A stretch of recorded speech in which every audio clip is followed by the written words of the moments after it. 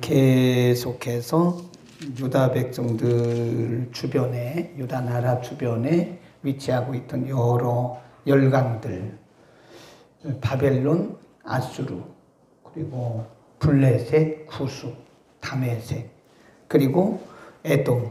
오늘 본문에서는 애굽입니다. 1절에 보면 애굽에 관한 경고라. 애굽. 그 애굽은 위치적으로 보면 그 아래죠. 유다 백성들이 살고 있던 유다의 바로 아래지요. 우리가 이제 위치적으로 좀 이렇게 머릿속에 기억을 해놓으면 좋죠. 여기가 유다, 이쪽에 블레셋, 여기 아수르, 이쪽에 멀리는 바벨론, 모압, 암몬, 여기 애굽. 애굽은 아래. 그 애굽에는 나일강이 흐르죠. 그래서 여러 열강들 가운데 가장 곡식이 풍성하고 그리고 살기 좋은 나라. 그리고 애굽은 굉장히 지혜로운 사람이 많아요. 그래서 애굽왕, 우리가 애굽왕을 통칭해서 바로란 말은 애굽왕의 이름이 아닙니다. 우리가 상식적으로 알아놔야 돼요. 애굽의 모든 왕들을 통칭해서 바로 그러는 거예요. 그래서 바로 1세, 2세, 3세 그렇게 말을 하는 거예요. 그러니까 애굽의 애굽의 왕들에게 조언했던 지혜자들이 굉장히 많았던 것이 애굽입니다. 그러니까 애굽은 정치적으로도 안정되죠. 경제적으로 굉장히 부강하죠. 군사적으로도 강하죠. 그 다음에 지식인들이 많은 교육적인 그런 나라거든요. 근데 오늘 본문에 보면 이 모든 것들을 하나님께서 한 방에 다 날려버렸어요. 거기 보세요. 어떻게 날리는가? 2절. 그가 애굽인을 격동하사 누구를 쳐요? 애굽인을 쳐요. 애굽인을 격동해서 애굽인을 친다. 이런 얘기를 잘 보셔야 되죠. 그 다음에 각기 형제를 친다. 그리고 각기 이웃을 친다. 성읍이 성읍을 치고 나라가 나라를 친다. 그래. 이걸 뭐라 그러죠? 내분 그럽니다. 내분. 그러니까 보통 바벨론보다 더 강한 메데 파사를 통해서 하나님 그들을 치셨어요. 아수르는 아수르보다 더 강한 강대국을 통해서 치셨어요. 근데 이 애굽 같은 경우는 방법이 틀려요. 애굽은 이보다 더 강한 나라가 없다는 거예요. 그러니까 하나님이 그들끼리 치는 거예요. 자기들끼리. 어떤 나라는 더 강한 나라를 통해서 치셨는데 애굽 같은 경우는 애굽 자기들끼리 내분을 통해서 망하는 거예요. 스스로 망하는 거예요. 형제가 형제를, 성읍이 성읍을 그렇게 각각 자기들끼리 싸우다가 내분을 통해서 망하게 하나님이 하시는데 어떤 방법을 쓰셨나? 3절 시작. 애굽인의 정신이 그 속에서 뭐 한다고요? 쇠약한다고. 그 정신을 쇠약하게 만드는 거예요. 그 도모는 계획입니다. 그 계획은 그의 파하신 바가 될 것이다. 그 다음에 쭉 가보세요. 또 어떻게 멸하시는가 하면 11절 보세요. 소안의 방백은, 이 소안에 살고 있는 사람들은 보통 지혜로운 사람들이에요. 우리가 이제 보면 신약시대에 보면 이 아프리카, 그 애굽이 아프리카 쪽이잖아요. 그러니까 이쪽에는 굉장히 그 지혜로운 철학자들이 많았어요. 그 알렉산드리아. 우리가 이제 신약에 보면 알렉산드리아 학파가 오거든요. 그게 다 애굽 쪽에 있는 사람들이에요. 그리고 우리가 저쪽에 사도행전 18장 2회가 보면 아볼로 나오잖아요. 아볼로가 알렉산드리아 출신이거든요. 그러니까 그쪽 출신이에요. 그러니까 이쪽은 굉장히 지혜로운 사람이 많은, 그러니까 수사학이라든지 철학이라든지 이런 잠언, 이런 지혜를 많이 말한 사람들이 다 소안의 방백들인데 하나님이 어떻게 하신다 보세요. 11절 다시 시작. 소안의 방백은 지극히 뭐해지고 어리석고.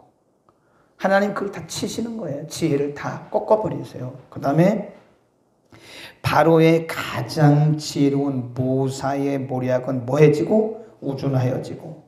너희가 어떻게 바로에게 이르기를 나는 지혜로운 자들의 자손이라 나는 옛 왕들의 후예라 할 수 있겠느냐. 하나님이 흩어버리신 거예요. 그 다음에 12 시작. 너의 지혜로운 자가 어디 있느냐? 그들이 만군의 여호와께서 애굽에 대하여 정하신 뜻을 알 것이요 곧 내게 구할 것이다. 13 소안의 방백들은 어리석었고 노베의 방백들은 미혹되었도다. 그들은 애굽 지파들의 모퉁이 돌이온을 애굽으로 뭐하게 해요? 잘못 가게 한다는 거예요. 하나님께서 그들의 지혜를 이렇게 흩어버리세요.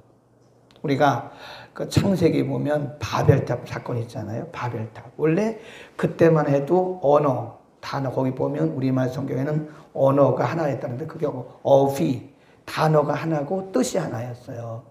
그러니까 우리가 지금 이게 마이크 그럼 다 알아듣잖아요. 그러니까 단어와 뜻이 일치됐단 말이에요. 그때는 바벨탑 이전에는. 근데 이 사람들이 말이에요. 그 언어가 하나니까 자꾸 탑을 쌓고 또 하나님 거역하는 하나님은 흩어져서 만방에 흩어져서 생육하고 번성하라 그랬는데 그럼 뭐라고 해요? 우리는 흩어짐을 면하자. 그러니까 자기들끼리 잘 먹고 잘 살자는 거예요. 하나님의 뜻은 뭐예요? 만방에 흩어져서 생육하고 번성하는 거거든요. 그러니까 결혼하고 아이 낳아가지고 자꾸 이게 생육하고 번성하는 게 하나님의 뜻인데 요즘 아이를 안 낳잖아요. 잘못 하나님의 법에 어긋나는 거예요. 근데 하나님께서 그때 그런 모습을 보시고는 어떻게 했어요? 정신을 혼미케 했어요. 말을 어떻게 했어요? 혼잡시켜 버렸어요. 막 섞어. 그게 바벨이란 뜻은요, 영어로 babel. 그런데 이 바벨이란 뜻은 혼잡, 그런 뜻, confuse 이런 뜻이에요. 그러니까 하나님께서 그들의 말을 섞어버렸어요. 정신을 혼미하게 만드는 거예요. 여기 똑같은 거예요, 지금. 이 소안의 방백들, 애굽의 지혜로운 사람들, 이런 사람들에게 하나님께서 혼미의 영을, 오늘날로 말하면 이 뇌기능을 딱 건드려 버린 거예요. 그러니까 이 지혜로웠던 사람들이 엉뚱한 소리를 하는 거예요. 그러니까 사람들이 그릇간다. 그래서 거기 보세요. 13절에 보면 그들이 지혜로운 사람들이 잘못 말해가지고 13절에 보면 그릇가게 하였다. 14절 줄 거놓으세요. 정말 여기 보면 하나님이 인간을 어떻게 또 하실 수 있는가를 말씀합니다.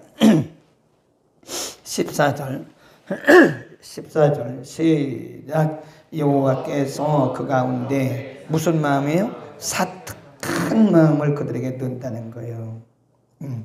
그 사특한 마음이 영어 성경에 보면요, 어지러운 영, 그래요. 어지러운 영, 흔들리는 영, 중심이 없는 영. 우리가 그 신약에서 예수님의 재림을 말씀하면서 근신이란 말씀이에요. 근신. 이 근신이란 말이요, 영어 성경에 보면 깨어있는 영이에요. 깨어있는 영. 근데 여기서 14절에서 사특한 영이란 말은 어지러움의 영, 흔들리는 영, 그런 뜻입니다. 하나님이 그렇게 지혜롭고 그렇게 철학적이고 그렇게 왕들을 이렇게 어드바이스 할 만큼 조언할 만큼 특별한 지혜가 있던 사람들이 그 지혜를 살짝 틀어버렸어요. 그러니까 이 사람들이 이게 혼미해가지고 왕들을 엉뚱한 데로 인도하는 거예요. 우리가 하나님이 세상을 심판하시는 방법이 굉장히 많습니다.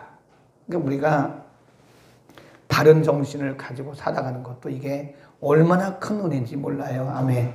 무리를 걷는 것만 기적이 아니라니까요.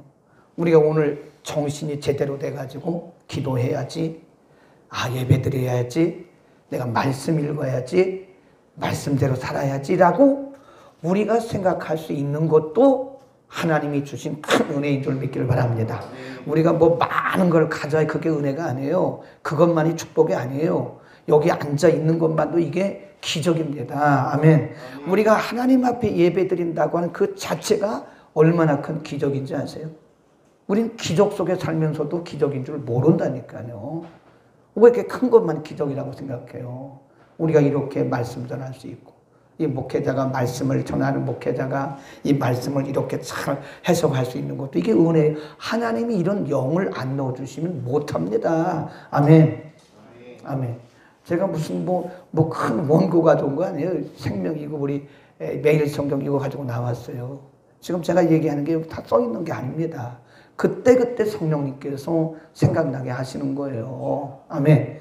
이게 얼마나 큰 기적인데요. 그런데 하나님께서 우리의 정신을, 우리의 영을 혼미해버리면요, 헛소리 하는 거야, 헛소리. 헛소리. 다른 거예요, 정신이. 그런데 이게 정신을 이렇게 혼미해버리면 엉뚱한 소리 하는 거예요, 엉뚱한 소리. 이게 지금 애굽을 하나님이 그렇게 치신다는 거예요. 우리에게 뭘 말씀하는 거예요? 인간의 지혜는 너무 지극히 제한된 지혜라는 거예요. 그러니까 인간이 하나님을 떠나서 잘난 척하는 것은 얼마나 무지한 건지 몰라요. 잠언에 보면 여호와를 경외하는 것이 뭐의 근본이라고 그래요? 지혜와 지식의 근본이다. 그래서 근본이라는 말은 파운데이션이다. 기본이란데, 기본. 하나님을 경외 없이 하는 철학은 그건 허무한 거예요. 하나님을 경외함 없이 하는 공부도 허무한 겁니다. 그러니까 우리 자녀들이 말이에요. 공부한다고 교회 안 오는 거니까 허무한 거예요, 허무한 거. 잘못 가고 있는 거예요. 그거를 부모들이 방조하고 있잖아요. 그러지 말라고 말해야 돼. 야, 교회 안 가도 좋으니까, 학원 가라고. 이런 세상에. 학원은 안 가도, 학교는 안 가도 좋으니까 교회는 가도 좋다. 이렇게 말을 해야 맞는 거 아니에요? 아멘도 안 하는 거. 아멘. 집에서도 아멘 크게 해요. 녹음해서 보내요. 하나님이 그 당시 최고의 지식인들이 모여있던 소환을 하나님께서 다 흩어버리겠다. 그 속에 뭘 내요? 무슨 영? 어지러움의 영, 혼미한 영, 이런 영들을 그 속에 집어넣어서 왕들을 잘못 인도하게 한다는 거예요. 이게 자랑거리가 뭘로 바뀌었어요? 부끄러움으로 바뀌었어요. 또 거기 보세요. 5절 바닷물이 시작. 바닷물이 없어지겠고 강이 잦아서 마르겠고 강들에서는 뭐가 나요? 이게 나일강을 얘기하는 거예요. 이게 공부본입니다. 수원지. 오늘 우리 서울로 말하면 한강에서 악취가 나고 그런다. 우리 한강의 기적이라고 그러잖아요. 한강이 우리 자랑거리잖아요. 그 당시 나일강이 애굽의 젖줄이에요. 근데 그 강이 말라요. 말라서 거기서 그 생선 썩은 고기 썩은 냄새가 나고 물 남아있는 곳마저도 거기에 악취가 난다 이거예요. 그 다음에 7절 시작. 나일 가까운 곳 나일 언덕의 초장과 나일강 가까운 곡식밭이 다 말라서 날아 없어질 것이고 어부들은 탄식하고 물은 나일강에 낚시를 던지는 자는 슬퍼하고 물에 그들을 치는 자는 피곤할 것이고 쭉 나오죠. 여기서 잘 보셔야 돼요. 오늘 본문에서 나일강 애굽의 자랑거리예요. 소안의 방백들 애굽의 자랑거리입니다. 최고의 장점이 지금 뭘로 바뀌는 거예요? 부끄러움으로 다 바뀌어요. 오늘 오늘 설교 본문이 여기고 제목이 자랑을 수치로 그렇게 해놨어요. 제목만 잘 봐도 돼요. 하나님께서 심판하시고 하나님께서 징계하시면요 자랑거리가 하루아침에 부끄러움으로 바뀌는 거예요. 그러니까 여기서 이런 질문을 해야 됩니다. 하나님은 그러면 왜 이렇게 애굽을, 이렇게 자랑거리가 많은 애굽을 이렇게 하나님께서 낮춰버리는가? 누구 때문에 그래요? 유다 백성들. 유다 백성들이 뻑하면 애굽으로 가는 거예요. 가지 말라고 그랬거든요. 도움을 구하러 애굽으로 가는 자는 뭘 당한다고 그래요? 부끄러움을 당할 것이라고. 하나님이 애굽 가지 말라고. 애굽으로 도움을 구하러 가지 말라고. 애굽은 늘 풍성하잖아요. 곡식도 풍성하고 지혜도 풍성하고 뭐든지 다 있으니까 유다 백성들이 위로 하나님을 봐야 되는데 자꾸 아래로 애굽으로 간단 말이에요. 그러니까 하나님께서 이걸 제거해 버리는 거예요. 잘 들으셔야 돼요. 우리가 하나님 대신에 의지하는 거 있잖아요. 하나님 대신 의지하면 하나님 그거 치워버린다고 제가 여러 번 얘기했잖아요. 우리가 하나님을 의지하고 하나님을 신뢰하고 하나님을 영화롭게 해야 되는데 보세요. 아이들이 아빠가 이마트에서 비싼 장난감을 사다가 애들 주었어요. 그러면 애들은 아빠를 보는 게 아니라 뭐만 봐죠? 장난감에 취해버리는 거예요. 그러니까 아빠는 안중에도 없어요. 그래서 장난감 안 주면 아빠한테 또 뭐 불평하고 또 장난감 사다 주면 아빠는 안중에도 없고 장난감만 갖고 노느라고 정신없는 거예요. 인간이 그런 거예요. 하나님이 우리에게 물질의 복 주시고 건강의 복 주시고 지혜의 복 주시면 이것을 주신 분이 누구냐 이게. 이것을 주신 분이 하나님 아니에요? 그럼 하나님을 경외하고 하나님을 예배해야 되는데 하나님은 잊어버리고 하나님은 안중에도 없고 이거 하나님이 주신 이것만 가지고 우리가 하나님 잊어버리고 예배 안 드리고 기도 안 하면 오늘 하나님 이거를 뺏어가세요. 아멘. 이거를 뺏기고 싶으면 그렇게 하세요. 여러분이 지금 가지고 있는 그걸 뺏기고 싶으면 거기에 집착하세요. 그러면 하나님 그거 그냥 확 치워버리세요. 그리고 눈을 이렇게 돌려서 하나님께로 가게 하시는 거예요. 하나님은 우리의 눈이 그분에게만 오도록 그렇게 디자인을 해놓으신 거예요. 근데 우리의 눈이 자꾸 우리의 마음이 다른 데로 가면 하나님은 우리가 집중하는 것들을 없애서라도 하나님은 우리가 주께로 오게 하시는 거다. 이게 굉장히 중요한 얘기인데 하나님의 영적 장치입니다. 장치, 거기서 써놓으세요. 영적인 장치예요. 하나님이 가져가는 게 누구를 위해서 그런 거예요? 우리 영혼을 살게 하기 위해서 그런 거예요. 만일 우리가 그거에 심취해서 살다가 그냥 살면 그렇게 살다가 지옥 가버리거나 아니면 그렇게 살다가 불순종하고 하나님 앞에 매만 맞는 거예요. 계속해서. 지옥은 안 가겠지만 계속 매만 맞는 거예요. 우리 영혼을 보호하기 위해서 하나님은 그런 장치를 하신 겁니다. 그러니까 우리가 여러분이 굉장히 좋아하고 사랑하고 여러분이 굉장히 심취하고 있는 것이 오늘날 없어졌다. 그러면 하나님이 우리를 사랑하시기 때문에 내 영혼을 보호하기 위해서 하나님이 가져가셨구나 생각하고 감사해야 돼요. 그러니까 뭘 모르는 사람들은 원망하고 불평하고 짜증내고 그런다니까요. 하나님이 내 영혼을 살리시려고 그렇게 가져가신 건데 그걸 모르고 하나님 왜 가져가셨다고 그러면 믿음의 원리를 모르는 사람이라. 어떤 사람은 마귀가 가져갔다. 이런 엉터리 같은 믿음을 가진 사람이 있어요. 그게 무슨 마귀가 가져가요. 엉터리 같은 소리를 하는 거예요.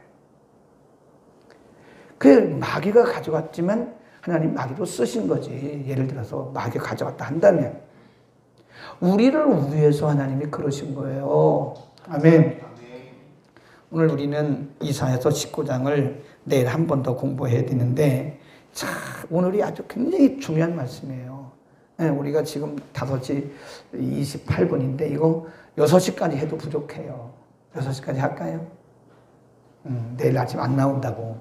6시까지 하면 너무 길다고 안 나올 거라고.